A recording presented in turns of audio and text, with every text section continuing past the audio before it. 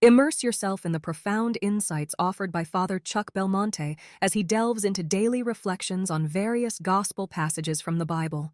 April 8th Monday, Contemplating Our Lady of Vladimir. Today, Feast of the Annunciation, we contemplate Our Lady of Vladimir, Russian icon, 12th century. Belongs to the type of Our Lady of Tenderness. It is one of the most revered images of Our Lady in Russia. Our first glance goes towards the eyes of Our Lady. Although her head is bowed toward her Son, her gaze is fixed on the viewer, almost with a sense of urgency, as if against a window pane, and her large, beautiful, almond-shaped eyes, bearing a deep melancholy, are the defining feature of her face. My child, why do you make my son and me suffer? Couldn't you do more? Couldn't you take your life more seriously? Couldn't you be more faithful to your Christian vocation?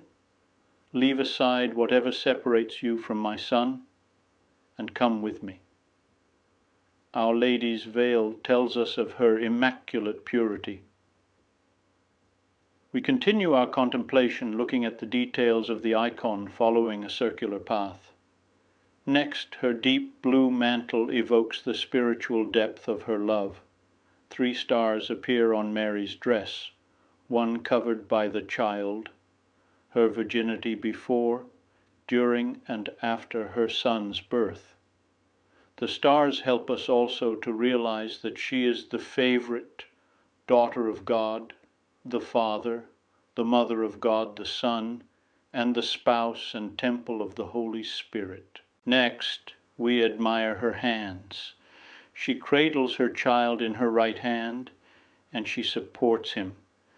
Am I supporting the body of Jesus, which is the Church? Am I taking him to my friends and colleagues? Our mother's left hand calls the viewer's attention to Jesus. She always directs us to him. Do whatever he tells you, she said, opening a space for us to approach Jesus without fear. Now we are gazing at the child. The contrast between Our Lady's dark mantle and his bright golden robes, her shadowed face and his bright face, creates an effect that feels timeless and eternal. She seems to recede to the background even as she offers her son to the viewer. Mother, that I should never be separated from him. The child sits in her right hand, presented as a wise man, dressed in adult clothes, his bare feet dangling, showing us that he took a human nature from her. Paradoxically, the Virgin and child sit motionless and serene, and yet the child's whole body moves toward her. His eyes are directed toward his mother's face. He reaches upward to her, embraces her fully around the neck with his left hand, clutching her veil with his right, and pressing his cheek to hers. The child shows us that God is not ashamed to be close to us, our God, to be identified as the one who is involved with us.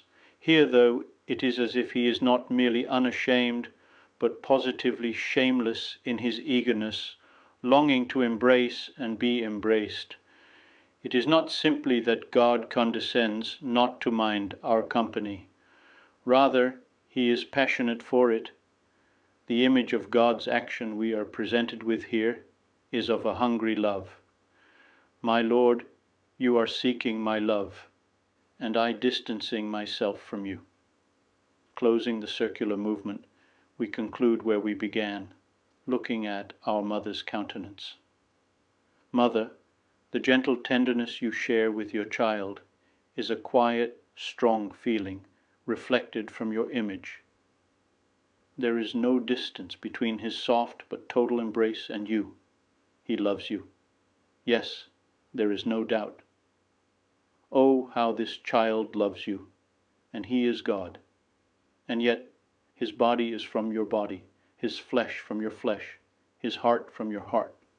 His eyes praise you, and thank you for your share in his humanity. The entire surface of the icon, including its frame, is uniformly pitted and chipped.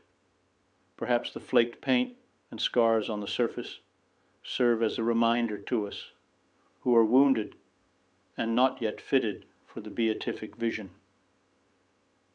We can approach Mary and Jesus in this icon because it reminds us our condition, worn, damaged, and impermanent. And while they have reached resurrected glory, we still have to fight for it with our obedience to God's will. These abrasions also suggest that over the centuries, devotees have not only handled the icon, but have touched it in meaningful gestures, connecting to the Virgin and Child through their hands and his foot. They give us a tangible experience of how Jesus and Mary do not remain ensconced in heaven, but participate in our daily endeavors.